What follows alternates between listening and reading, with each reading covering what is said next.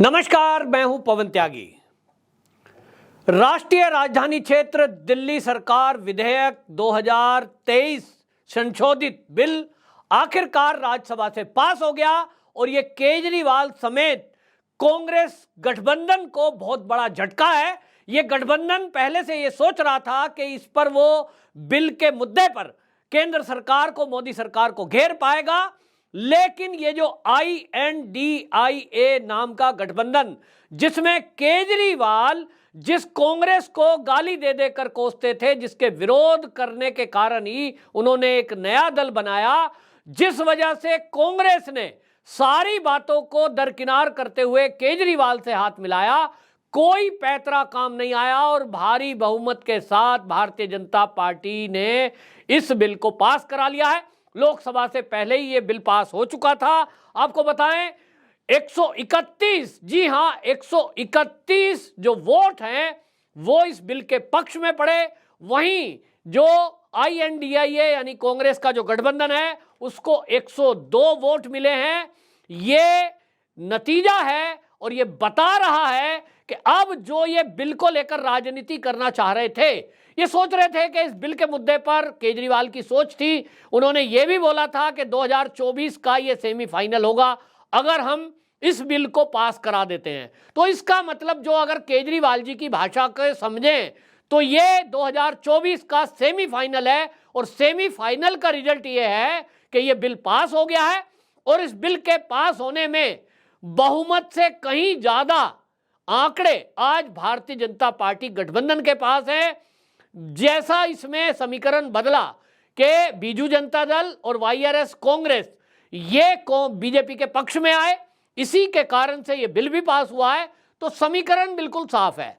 एक तरफ कांग्रेस गठबंधन है जिसमें अब ये भी देखना होगा कि आम आदमी पार्टी इसमें शामिल रहती है या अरविंद केजरीवाल एक बार फिर से यू टर्न लेते हैं। ये अमित शाह ने भी कई बार संसद में कहा कि अरविंद केजरीवाल तो केवल अपना बिल पास कराने के लिए कांग्रेस के साथ आए थे, वो तो कांग्रेस के साथ कभी खड़े होंगे ही नहीं, क्योंकि उनकी खुद की महत्वाकांक्षा है कि वो देश के प्रधानमंत्री का चेहरा बने, यानी चुनाव में प्रधानमंत्री फेस बनना चाहते हैं। उनके नेताओं ने कई बार ऐसा कहा है। इधर कांग्रेस चाहती है कि राहुल गांधी प्रधानमंत्री चेहरा बने, तो इसलिए जब दो चेहरे होंगे तो वो हो नहीं सकता। अब देखना होगा अरविंद केजरीवाल इस पर क्या स्टैंड लेते हैं। इतना तो पक्का है कि अब केजरीवाल को बहुत बड़ा झटका लगा है। जो कोशिशें उनकी थी कि अगर अधिकारियों के ट्रांसफर पोस्टिंग उनके हाथ में आ गए तो वो अपने भ्रष्टाचार के, जो सरकार के द्वारा भ्रष्टाचार हुए हैं, जिसमें केजरीवाल का जो बंगला बना है उस बंगले को लेकर भी बातें उठी थी। अमित शाह जी ने जिस तरह से दोनों सदनों में उस बंगले का जिक्र किया, इसके भ्रष्टाचार का जिक्र किया, अब इतना मतलब माना जा रहा है कि अब उस पर कार्रवाई तेज होगी और अरविंद केजरीवाल जी उसमें फंसने वाले हैं। जिस तरह से भ्रष्टाचार की फाइलों को चोरी किया जा रहा था, रात के अंधेरे में उनको गायब किया जा रहा था, ये सारी चीजें अब संसद के पटल पर जिस तरह से गृह मंत्री अमित शाह ने रखी हैं, इसका मतलब यह भी साफ है कि अब दिल्ली पुलिस के पास जो उस घपले घोटाले की फाइलों को चुराने का आरोप में जो FIR दर्ज है, अब उस मामले में भी गृह मंत्रालय सख्त होगा। अब केजरीवाल जी के पास कोई अधिकार बचा नहीं है, बिल्कुल साफ है। अब लग रहा है कि अब केजरीवाल जी का तो जेल जाने का नंबर आ गया। वहीं साथ ही साथ अब कई भ्रष्टाचार के केस जो इनके ऊपर चल रहे थे, इनकी सरकार में जो आबकारी नीति थी, उस आबकारी नीति में हालांकि एक इनके पूर्व CM जो है वो बंद है जेल के अंदर, मनीष सिसोदिया, लेकिन उस मामले के तार जुड़ते हुए कई अधिकारी और बाकी चीजों पर आ रहे थे। अब इसका मतलब ये हो गया कि अरविंद केजरीवाल जी के तो बचने के रास्ते सब बंद हो गए हैं। जिस तरह से गठबंधन इन्होंने बनाया था, उस गठबंधन का सेमी पायलट इन्होंने खुद ने बोला है, तो उसका भी रिजल्ट सामने आ गया कि 2024 में अब जो दल कांग्रेस के साथ हैं और जो दल भाजपा के साथ हैं, रिजल्ट है यही रिजल्ट रहना है 2024 में। इसी अनुसार ये तय है मोदी जी की ही सरकार बनेगी। संसद के अंदर, लोकसभा में जिस तरह से अमित शाह जी ने पोल खोली थी विपक्षी पार्टियों की, ठीक इसी तरह राज्यसभा में भी उन्होंने एक एक करके विपक्ष के द्वारा फैलाए गए झूठ और एक फर्जी नैरेटिव जो बनाया जा रहा था उसकी पोल खोली। उन्होंने कहा देखिए बार बार सारी विपक्षी पार्टी के नेता खड़े हो रहे थे, उसमें अभिषेक मनु सिंह भी खड़े हुए जो कि वकील हैं, मल्लिकार्जुन खड़गे ने लोकसभा में उस पर चिल्लाया, तो वो कह रहे हैं साहब चिल्लाना क्यों कह रहे हो? उन्होंने कहा ठीक है भाई, चिल्लाना नहीं कहते हैं, शोर मचाना कह देते हैं।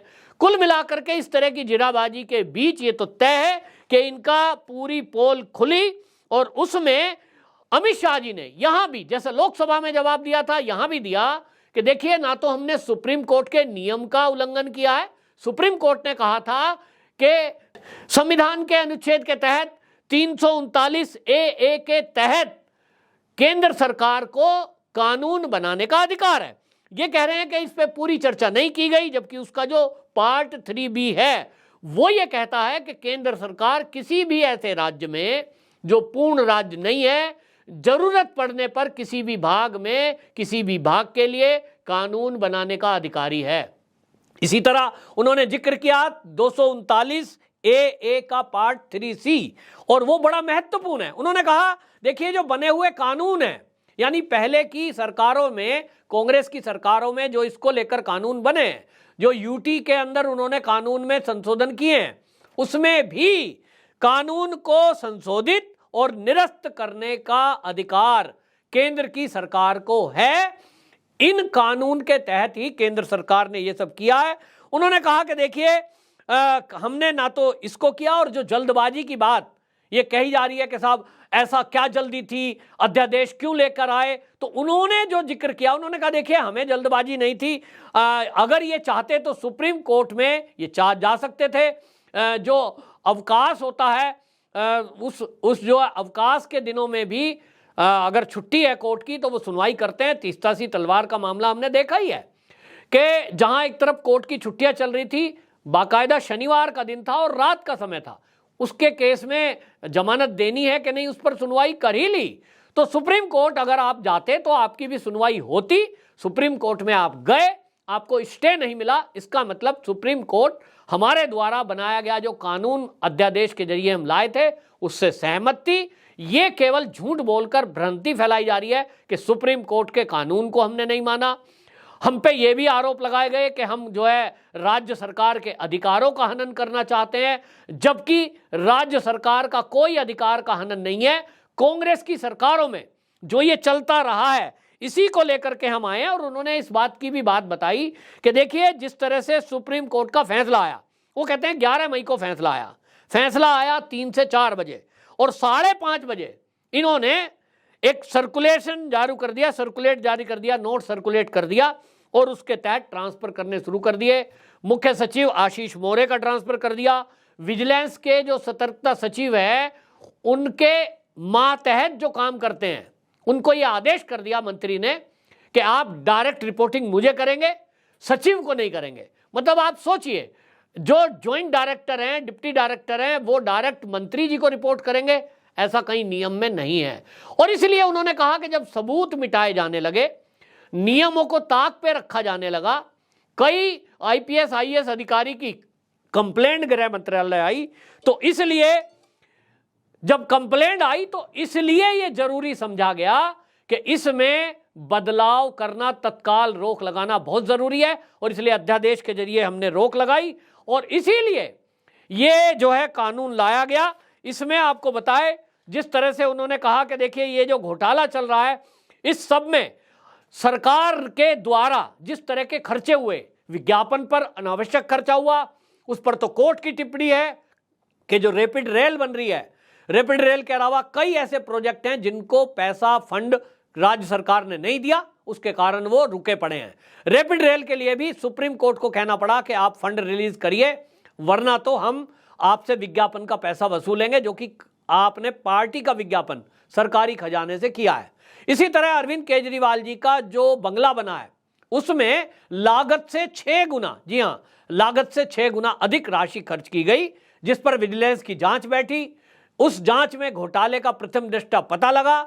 अब उसकी फाइल को गायब करना चाहते हैं, इसलिए उन्होंने जिक्र किया। दूसरी बात उन्होंने कहा कि जो ये बात करते हैं कि हमारे ऊपर हमला किया जा रहा है, हमारे अधिकारों को छीना जा रहा है, उन्होंने याद दिलाया कि देखिए ये जो सरकार चल रही है दिल्ली की, जो ये दुहाई दे रहे हैं कि हमारे ऊपर केंद्र सरकार हस्तक्षेप करना चाहती है, उन्होंने कहा कि 2020 से लेकर 23 तक एक बार, केवल एक बार सत्र हुआ है और वो भी बजट सत्र 2020 में, 21 में, 22 में, 23 में। और कैबिनेट की मीटिंग जो हुई है, उन्होंने कहा 2022 में 6 केवल कैबिनेट की बैठक हुई है, जिसमें 3 बजट के बारे में हुई है। इसी तरह 2023 में 2 कैबिनेट की बैठक हुई है जो केवल बजट के बारे में हुई है। यानी कैबिनेट की मीटिंग ये अपने हिसाब से करते ही नहीं है। कोई इन्हें आबकारी नीति बनानी है वो की, फिर उसमें बाद में बदलाव कर लिया। तो इस तरह से ये जो बात कर रहे हैं ये काम रुका पड़ा है। और इसीलिए उन्होंने कांग्रेस को भी घेरा कि कांग्रेस जो है ये मंत्रियों के अधिकार की बात कर रही है। ये 1993 में कांग्रेस के ही द्वारा जो कानून दिल्ली के राज्य पर लागू होते हैं, कांग्रेस ही लाई थी, हम केवल उसी को आगे बढ़ा रहे हैं। कहते हैं कि हमने कोई एक डॉट तक भी नया इस कानून में परिवर्तन नहीं किया।